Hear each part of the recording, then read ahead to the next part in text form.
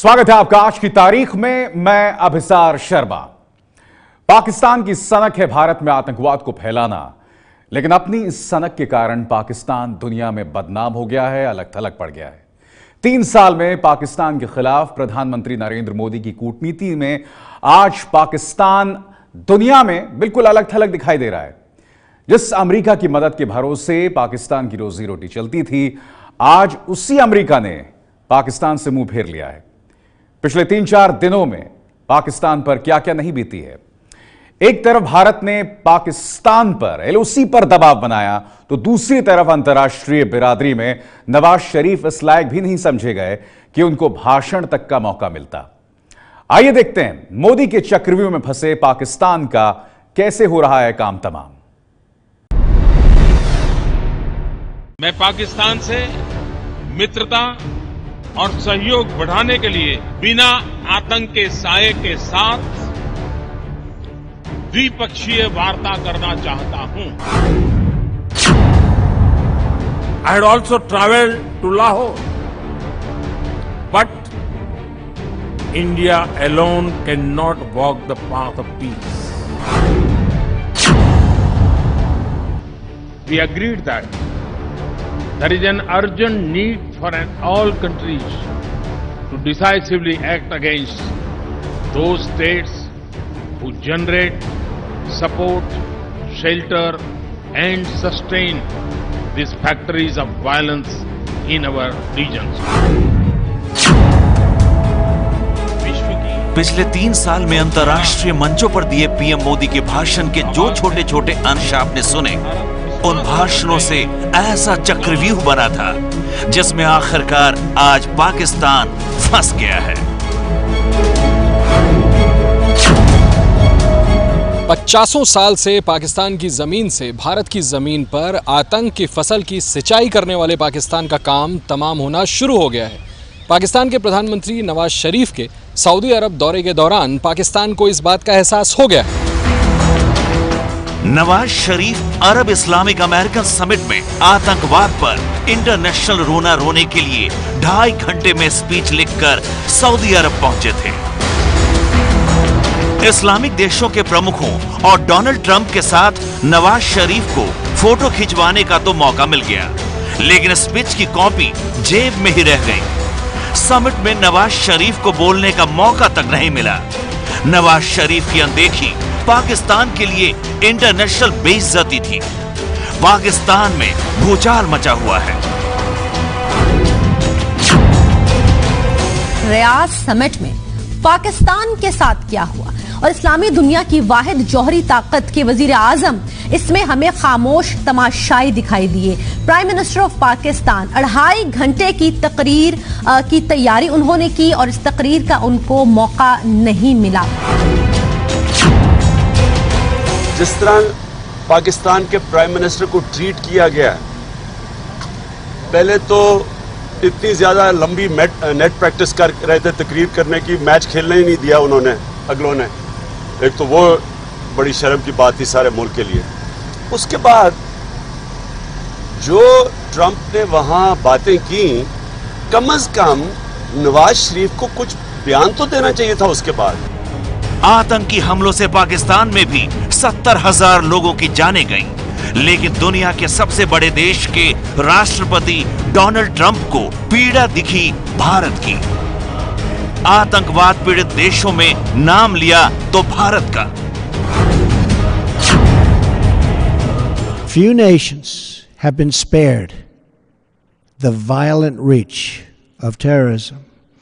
America has suffered repeated barbaric attacks. India, Russia, China, and Australia have all been victims. Some estimates hold that more than 95% of the victims of terrorism are themselves Muslim. We now face a humanitarian and security disaster in this region that is spreading across the planet. अमेरिकी राष्ट्रपति Donald Trump और PM Modi के बीच अभी तक कोई मुलाकात नहीं हुई है।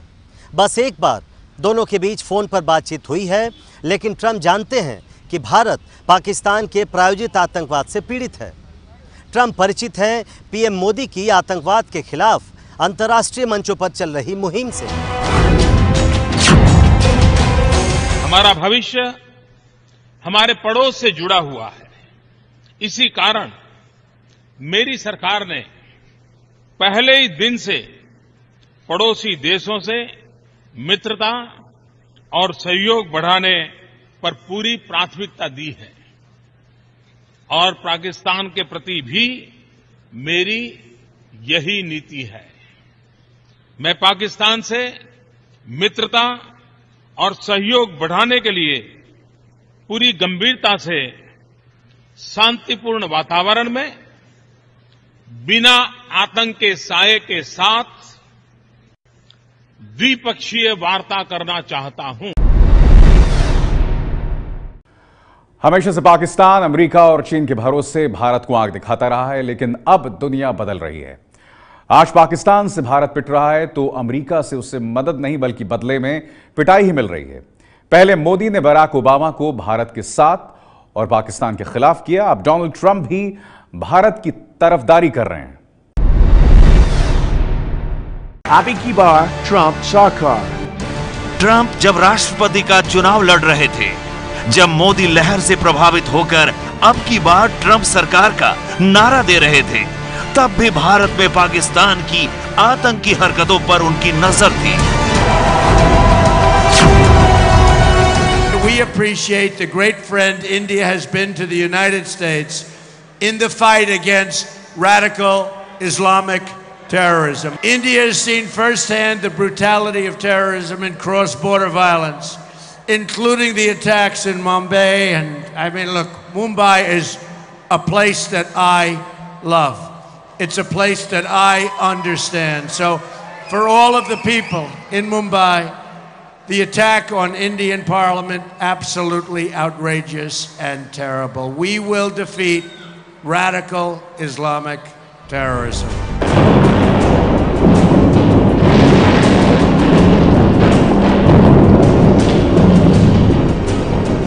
पिछले 100 घंटे पाकिस्तान को बहुत भारी पड़े हैं। एक तो भारतीय सेना ने नौशेरा के सामने पाकिस्तानी जमीन पर बने पाकिस्तानी बंकरों को नेस्तनाबूद कर दिया।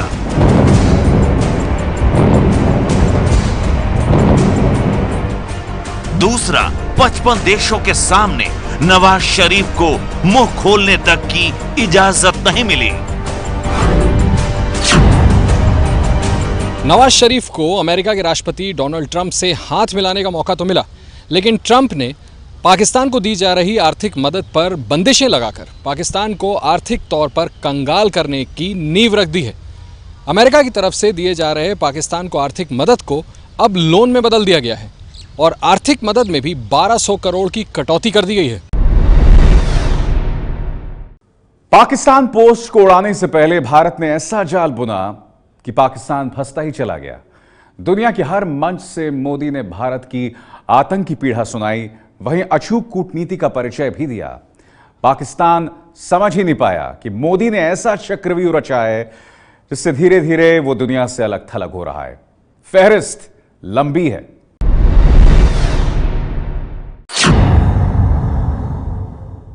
और मैं मानता हूं यह सवाल बहुत गंभीर है। आज भी कई देश आतंकवादियों को अपने क्षेत्र में पनाह दे रहे हैं और आतंकवाद को अपनी नीति का उपकरण मानते हैं। और जब good terrorism and bad terrorism ये बातें सुनने को मिलती है, तब तो आतंकवाद के खिलाफ लड़ने की हमारी निष्ठाओं पर भी सवाल या निशान खड़े होते हैं। पिछले साल 18 सितंबर को हुए उड़ी हमले ने भारत को पाकिस्तान प्रायोजित आतंकवाद का बड़ा जख्म दिया था।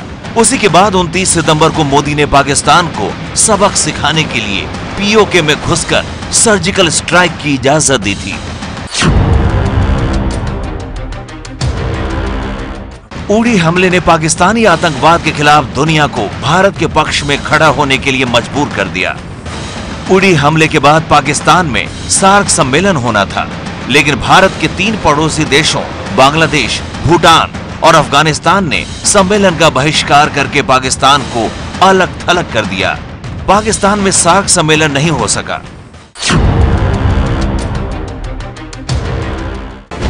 2014 में काठमांडू में हुए सार्क सम्मेलन में पीएम मोदी ने सार्क सैटेलाइट का प्रस्ताव दिया था। इसी 5 मई को मोदी का सपना पूरा हो गया। पाकिस्तान को अलग थलग करके भारत ने नेपाल, श्रीलंका, भूटान, अफगानिस्तान, बांग्लादेश और मालदीव के साथ मिलकर सार्क सैटेलाइट को अंतरिक्ष में भेज दिया।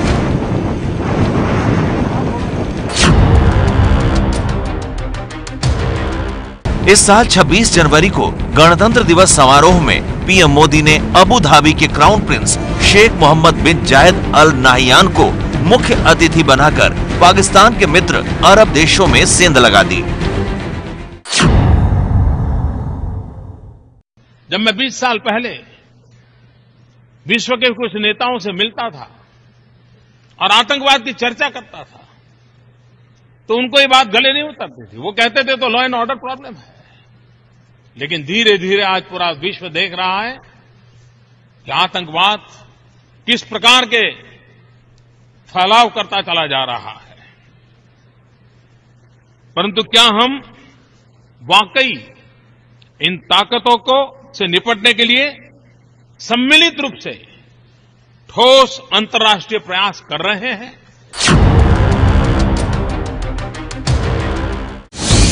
ये मोदी ही थे जो दुनिया की सबसे बड़ी संस्था संयुक्त राष्ट्र को उलाहना दे सकते थे कि आतंकवाद पर जो करना चाहिए वो नहीं हो रहा है।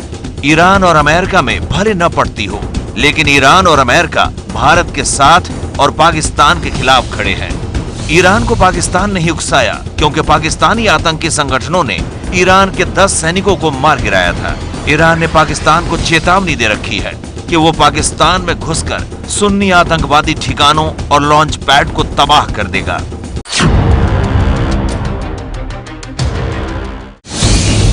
आज जब भारत कुलभूषण जाधव को पाकिस्तान में मिली फांसी की सजा के खिलाफ लड़ाई लड़ रहा है तो ईरान भारत के साथ खड़ा है।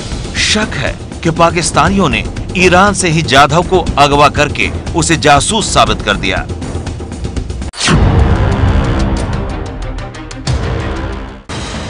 दया और सेवा की कूटनीति से भी मोदी दुनिया के प्रिय बने और आतंकवाद के खिलाफ पाकिस्तान की कलई खुलती चली गई। नेपाल और अफगानिस्तान में भूकंप की आपदा हो या मालदीव में पानी का संकट, मोदी हर देश के साथ खड़े हुए। यहां तक कि पाकिस्तान को भी मदद की पेशकश करने से नहीं चूके थे। 2 साल पहले जब जम्मू कश्मीर में बाढ़ की आपदा आई तो पाकिस्तान के इलाके भी उसकी चपेट में आ गए।